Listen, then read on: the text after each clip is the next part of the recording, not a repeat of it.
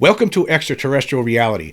The human race is definitely not ready at this moment in time for open contact with the extraterrestrial / non-human intelligent presence on Earth. I don't think that we're anywhere near that point right now. We would not be, we're not in a position to receive any sort of contact like that at this moment, because I'm sure that whatever, if they were even say they're friendly, I don't think that we would treat them that way. We would treat them as if they were some kind of enemy, even if they were friendly. I don't think open contact is an option at this point. I think for one thing, it would scare the hell out of a lot of people across this world, mostly because of the fact that most people don't even realize the situation, that there are extraterrestrials here, that there is some kind of a presence here. Most people do not accept this, even though the proof has been laid out there for people to see. And people to absorb. Some people aren't doing that. They refuse to do that. They continue along this path of make believe, and so that's a problem. Because if you're in that mindset where there's no proof that there's anything here, and then all of a sudden you go from not believing anything to all of a sudden something's here right in your face and it's communicating with you. That's too much. That would be too much. It actually would be too much for people in the UFO community, people who study this, people who have had encounters themselves. It would be too much for me. I mean, I wouldn't even want to get hypnotized to try to remember what happened, if anything more happened, when I had my encounter when I was a kid. We're just not ready for open contact at this point in time. And I think, sometimes I believe, and I don't know if this is true or not, this is pure speculation. Sometimes I think that these creatures deliberately do things to test us, to see if we're ready. Like if you take, for instance, the Las Vegas case from 2023, maybe that was some sort of a test, similar to perhaps the Hopkinsville, Kentucky 1955 goblin spree case. Maybe it's something similar to that. I mean, in 2023, some craft lands in somebody's backyard and alien creatures exit that craft.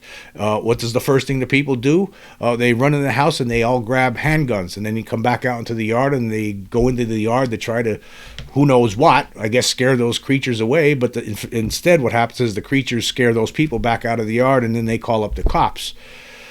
Maybe that's some sort of, maybe that whole thing was arranged by the aliens.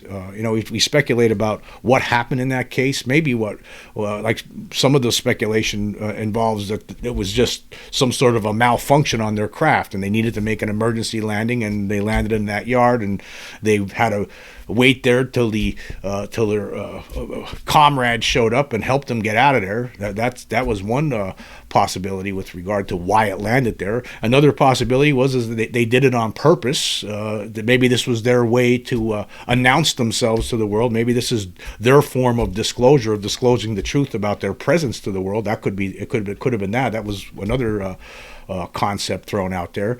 But maybe it's a test to see how we would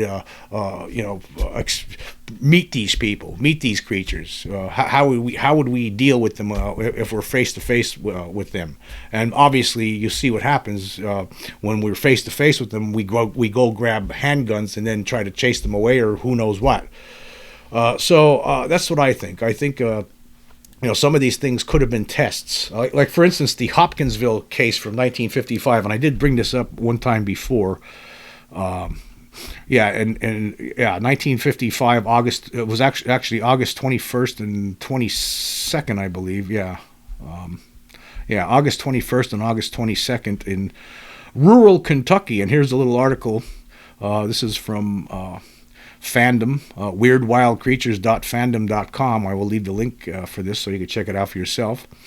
And it says here, nobody really knows exactly what the Hopkinsville goblins are or where they came from. These small, human-like creatures are said to share characteristics of both ghosts and aliens. The goblins have supposedly made brief contact with humans, and people claim to have witnessed the visitors or the spacecraft they used on their visit to Earth. It says here that these creatures were armed but not dangerous. The goblins apparently don't attack people, but witnesses say the creatures have rows of needle-like teeth in their mouths and long talons on their hands like an eagle's. Both could be used as weapons, and they are also ugly-looking.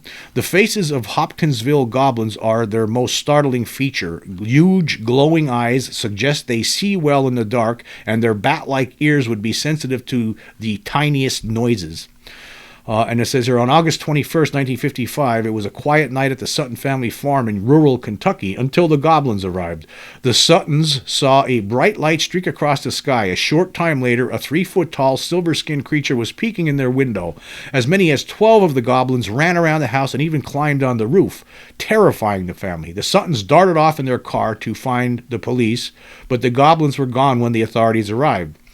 And then after, they just want to stop there for a second. I mean, this story it's a very involved story. There was like 12 people, 5 adults and 7 kids at this place that night. And one of these people, Billy Ray Taylor, he actually, a relation, he was standing outside right before all this started when it was just getting dark out, and he saw what he thought was a flying saucer in the distance, and he went and he told everyone in the house, and they didn't believe him. And then shortly thereafter, that's when these creatures showed up and were terrorizing them. And him and one of the Sutton brothers, Elmer Sutton, were shooting at these creatures, trying to get rid of them. And when they would shoot them, they would sound like they were hitting metal, and the creatures would just fall on the ground and then just float away. Here's what the article says. While the goblins were investigating the Sutton house, a visitor to the Sutton farm, Billy Ray Taylor, stepped outside to confront them. A goblin on the roof reached down and grabbed the man by the hair. Billy Ray quickly ran back inside. Authorities explained the goblin story by saying natural gases had been released from the ground that night, which made the Suttons see things that weren't really there. Well, I don't believe that at all. There was 12 people that saw these weird creatures floating around outside of the house. I believe that those 12 people were not having any kind of hallucination or anything like that. I think that this really happened. There's too many witnesses. And then the article continues. It says, when the goblins first arrived at Hopkinsville, one of the Suttons panicked and grabbed his rifle. Seeing one of the creatures in a tree, he took aim at close range and shot the goblin square in the chest. The creature fell to the ground from the force of the bullet. However, the bullet simply bounced off the goblin's body. The creature got up, its body began to glow, and it floated into the air like a ghost. The only evidence left behind was a glowing spot in the grass where the goblin had fallen. So, you see, like to me, right, what I think might have happened here, like these goblins may have just been, who knows, little toys created by these extraterrestrials, and it was all part of some kind of a test. I mean, to see how humans would react to them. That's what it seems like it could have been to me. It doesn't make any sense. I mean, why would you...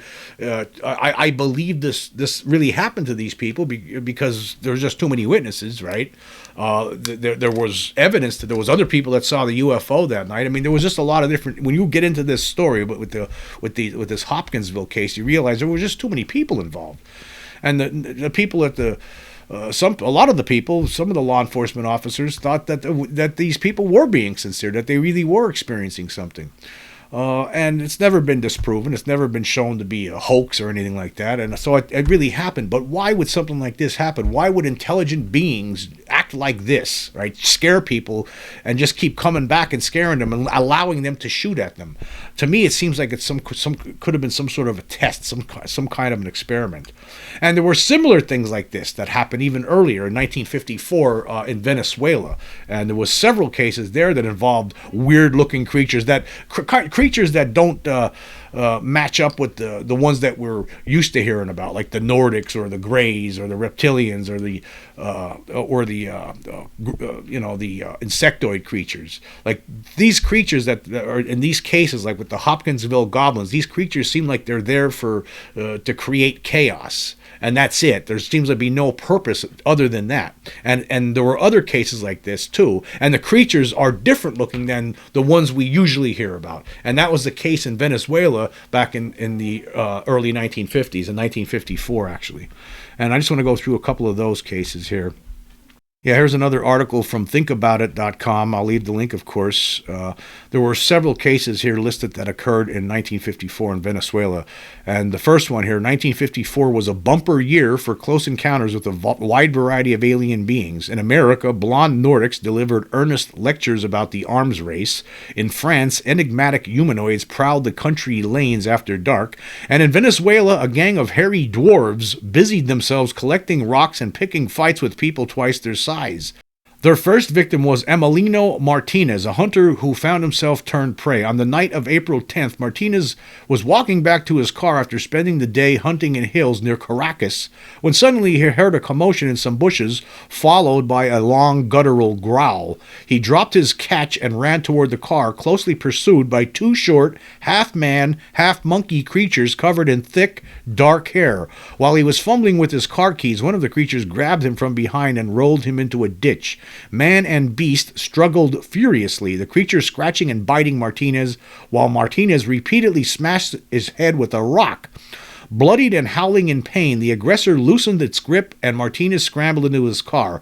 Both creatures pounded frantically on the windshield as he started the engine and sped away.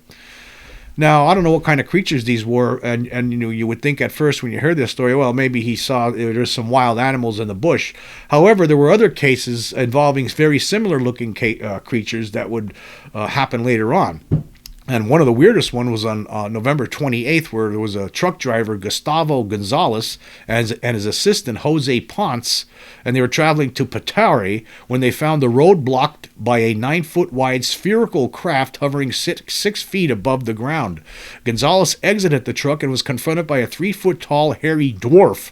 It had glowing red eyes and was wearing a loincloth. When he tried to grab it, it gave him a shove that sent him flying backward 15 feet.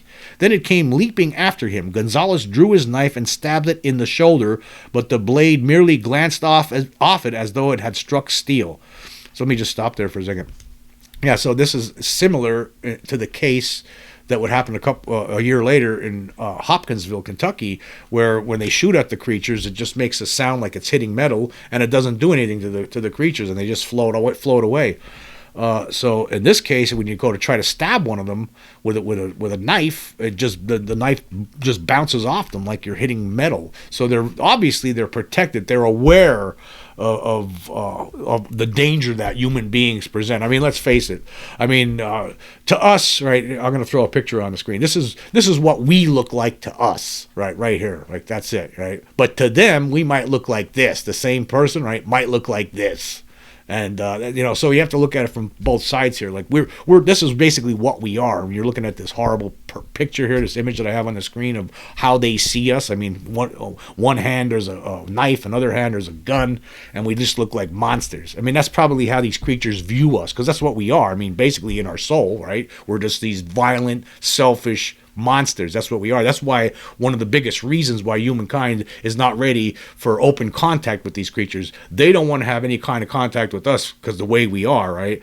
And we don't want to contact them because we're just afraid, and we're still like ignorant animals compared to them. Like, that's what we are, dumb animals at this stage of the game. That's why open contact at this stage of the game is a no-no. Anyway, continuing here. It says, okay, so where we left off here, this creature threw Gonzalez 15 feet backward. Then it came leaping after him, and he tried to stab it, but the blade just grazed off it. And then Ponce jumped down from the truck just as two more dwarves emerged from the roadside carrying armfuls of rocks. Seeing himself outnumbered, he ran to a nearby police station to fetch help. So basically, Ponce, I mean, it was such a dire situation that he couldn't even hang out there to try to help his buddy out of this situation. He ran straight to the cop station, which was nearby. Gonzalez, meanwhile, was momentarily blinded when a dwarf standing inside the sphere fired a dazzling beam of light at him. Yeah, basically, I was reading it. This story is in a lot of different books and other sources. And it was featured in this book here, Flying Saucers, Serious Business by Frank Edwards. And it talks about, basically, the creature had some sort of something in its hand that he pointed at Gonzalez, and that's what did it. They have this freeze ray. His assailant leaped into the craft, which flew quickly away. The trucker was left with a deep scratch down one side. So, now, to me, right, I can't imagine that these beings would come here to get into fricases with people like this. I don't see it. To me, there's something more to this. Like I said, it could be some sort of an experiment. They're just testing us using, I don't know, those things were just remote controlled beings, creatures, little robots or something. That's what they really were. Maybe, I don't know. It's all guesswork. Or then again, maybe maybe they're creatures from other worlds too, and they just come here to do stuff like this. Who knows? knows? I don't know. Or maybe they're just afraid of us and we caught them in the bush there and that's why they attacked these truckers. Who knows? We just don't know. But whatever the case, right, we're definitely not ready for open contact with these beings because we're too stupid at this point, unfortunately. And they're obviously afraid of us with good reason. With good reason. Okay, here was another similar story. It says here, on December 10th of 1954, hunters Lorenzo Flores and Jesus Gomez encountered a luminous 3-foot wide craft like two wash bowls put together in the countryside near Corora. It was hovering just above the ground, emitting flames from its underside. We saw 4 little men coming out of it, Flores said. When they realized we were there, 4 of them grabbed Jesus and tried to drag him toward this thing. I could do nothing but take my shotgun, which was unloaded, and strike at one of them. The gun seemed to have struck rock or something harder, for it broke into 2 pieces. Asked to describe the assailants, Flores said, "We could see no details as it was dark, but what we did notice was the abundant hair on their bodies and their great strength. The men managed to escape the clutches of the entities and fled to the nearest police station, badly bruised and scratched." Like these stories too. Let me just stop there again. I mean, you can't make this stuff up. I mean, really. I mean, if you were going to make something up, it wouldn't sound like this. All right. This to me is just, this is what happened to these guys. There was 4, what they saw were 4 hairy creatures, humanoid, short creatures, just like these other people were seeing, and they were attacked. Why? Why would they? I mean, put it this way: if these aliens really wanted to kill us, I mean, they could easily do it. So, in these cases, in these incidents, it didn't happen. It doesn't seem like they're trying to harm us in a lot of these cases. But why would they be doing this? Why would they be acting like this? I mean, I guess there's a couple of different possibilities here. Were they scared because these people surprised them? I mean, these 2 guys here, they were in an area that was, no one else was around, and they just happened upon this craft in the bushes. Next thing you know, there's 4 creatures coming at them. Was it just the creatures were just retaliating and scared because they were surprised by these humans that all of a sudden showed up like that? Or was it part of some sort of an experiment? Whatever the case, again, the human race, we're still not ready for open contact with extraterrestrials because of how violent we are, how scared we are of these things, how scared we would be if they tried to contact us. I mean, we can't even get along with ourselves. I mean, we just can't even get along with ourselves. I mean, let's face it. I mean, with all the religious hatred and bigotry and racism and all that kind of stuff, I mean, we don't get along with each other. I mean, I'm sure that these beings are aware of that. And they're probably very afraid of us, I would say. So it's basically reciprocal, right? I mean, they're not ready to openly contact us, right, because of the way we are, and they don't think we're ready, and we don't want to be contacted by them because we're just a bunch of scared animals, greedy, selfish. So there's a lot of different reasons. And then here was one more story. Actually, a couple more stories. 3 days after the attack on Jesus Gomez, another man named Jesus was attacked by a hairy dwarf. Jesus Paz was being driven home by friends after a night out in San Carlos del Zulia when he asked the driver to pull over so he could relieve himself in the bushes by the roadside. Moments later, his friends heard him screaming in pain. They ran to his aid and found him lying unconscious, covered in scratches and bleeding profusely. A short, hairy entity rushed past him and leaped into a flat, shiny disc hovering nearby. The disc emitted a whistling sound, then shot out of sight. Paz's injuries were so severe that he needed hospital treatment. So that one there could have been just a surprise showing of a human and scaring the aliens. But again, who are these short, hairy ones? I mean, you don't really usually hear about these guys, but they seem to be running around out down there in Venezuela, especially back in 1954. And there's been other sightings of these kind of creatures too over the years. I mean, who knows what they are doing to us right now? We have no idea. Anyway, continuing, there's one more here. On the evening of December 19th, 1954, Valencia jockey Jose Parra was out jogging when he saw a sextet of hairy dwarves loading boulders onto a hovering disc-shaped craft. Parra tried to run away, but one of the beings paralyzed him by firing a violet beam of light at him from a handheld device. Then the dwarves simply boarded their craft and flew away. Police investigated the site of the encounter and found strange footprints that were neither animal nor human. So, as you can see, there's a lot of different cases out there involving very strange creatures. Why loading boulders onto a flying saucer? I mean, and I don't know. I mean, to me, I don't think this you couldn't make this stuff up. I just don't see all these people, all these reports. They just all couldn't have been false. They all couldn't have been hoaxes. So obviously there were people in Venezuela back in 1954 that were encountering these hairy dwarves that would attack them if you got close to them, and you didn't even need to have to do anything to get attacked. And to me, right, it just seems obvious what's going on. That we're just not ready. We're not. I know 1954 is a long time ago, but we still act this way. If they show up, you're going to be scared, and if you have a gun, you're going to start firing it. So we're just definitely not ready for open contact. And I know there's some people out there that say, well, Eisenhower met with these beings. I know there's stories out there about that the government has made a deal with aliens, and to me, I just have trouble believing those stories. I mean, I'm not saying it's not true. I've never seen anything that really would prove that. I mean, there's not a lot of proof. You have a couple of comments, a lot of anonymous comments from people, but really not much.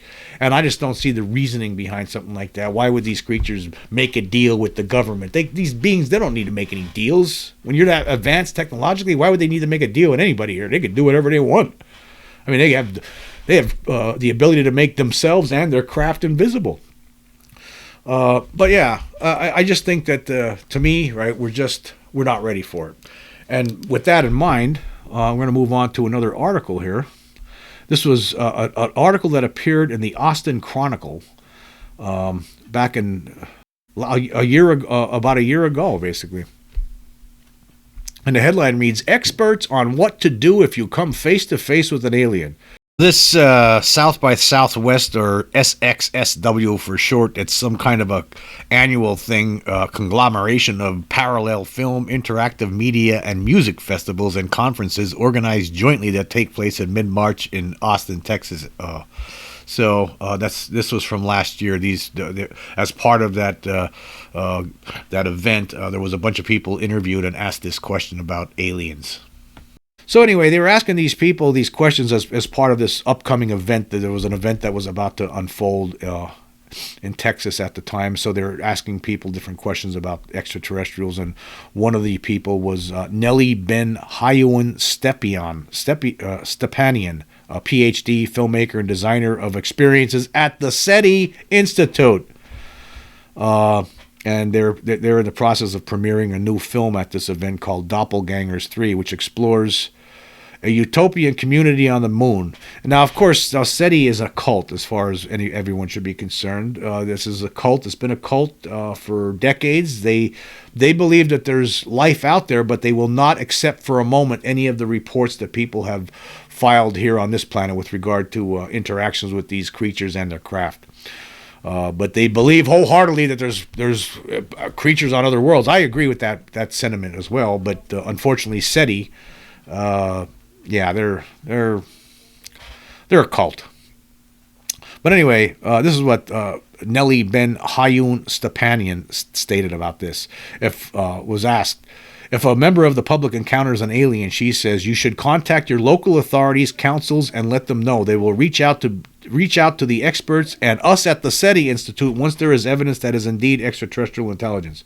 Well, I did send out information with regard to the evidence. I actually did that. We actually had the evidence of alien creatures on this planet, the absolute proof. We sent a letter to the Department of Defense, Department of Energy. We sent SETI should know all about it. How come they didn't comment about it? I don't know. They don't want to accept that. They don't believe it out of hand. Doesn't matter what you showed them. You could cart up a dead alien body and the Roswell crash saucer, and they're still not going to believe it. So it doesn't matter. It doesn't matter what you say to them. Christopher D. Impey, a university distinguished professor at University of Arizona, disagrees. And I think this guy was just joking, but he says, and these are all email responses, says, if a member of the public encounters an alien, they should not tell the local authorities who are fed up and saturated with UFOs and alien sightings, Impey says. They should not tell the government since the deep state already knows all about aliens, and they should not tell relatives who might decide to commit them to an insane asylum. Impey clarifies that if he met an alien, his first concern would be determining whether its diet included human flesh. It should be said that the valediction of his email to us was tongue-in-cheek, so he was either messing with us or resisting the urge to bite back at any flesh-hungry ETs. And then Savannah Horton, Strategic Initiatives Manager at Aerospace Industries Association, takes a practical approach. We have no idea what germs or bacteria would be introduced that our human bodies just couldn't handle, she says. Contamination is a very real concern in space policy as we explore further into the solar system, and that goes both ways. I would not recommend touching an alien. Well, I don't think you need to worry about that. Being that the aliens are smarter than us, I don't think that they're going to deliberately, touch us to give us their germs. I'm sure that they would be taking precautions to avoid any kind of germs that we might give them, though. I'm just going to put that out there. And then she goes on anyway to say if she encountered an alien, she said she would be at a loss for words. I don't think any aliens, at least how we conceptually think of aliens, are in our solar system, Horton says. Okay, let me just stop there for a second. I just want you to, if this person out there happens to come across this podcast, I just want you to know that you're absolutely wrong, because they are in our solar system. In fact, we have evidence that there were creatures in Vegas, in a Vegas backyard back in 2023, and here's what these creatures look like. I have them running on the screen right now, and if you need any more information, Horton, you could contact me. And anyway, continuing, she says, though I definitely believe they are in our universe, all SETI cultists believe that, and just like that's good. At least they believe that part. They just don't believe that they're here. They don't accept any word from any person. They don't accept any sort of video evidence. They don't accept anything. DNA evidence. Doesn't matter what you show to SETI. They will not look at it. They'll turn their head and say, I don't believe it. There's not proof to me. That's what they'll do. Anyway, she goes, it would be statistically impossible for them not to exist in the rest of the universe. I think if I encountered an alien, I would be truly awestruck. I don't think I'd be able to do much more than stare. Well, you're probably not going to be able to do much more than what the aliens would allow you to do, okay? For the most part, they could control you. They could paralyze you right in your spot, and you're not going to be able to move until they get out of there because they don't want anything to do with you because they look at all of us like we're violent animals. So that's probably what's going to happen. We're not ready for this kind of contact. And just so these people know, there's not going to be some sort of like landing like something out of the Phantom Menace or something where a bunch of alien dignitaries gather on Earth and all talk about and have a lunch together and talk about politics and stuff. That's not ever going to happen. It's just not going to happen. That's not the way I believe the universe works. We're not anywhere near something like that. Anyway, the bottom line is this. The human race we're not prepared for open contact with these creatures. We're just not. We're just too violent. We're too stupid.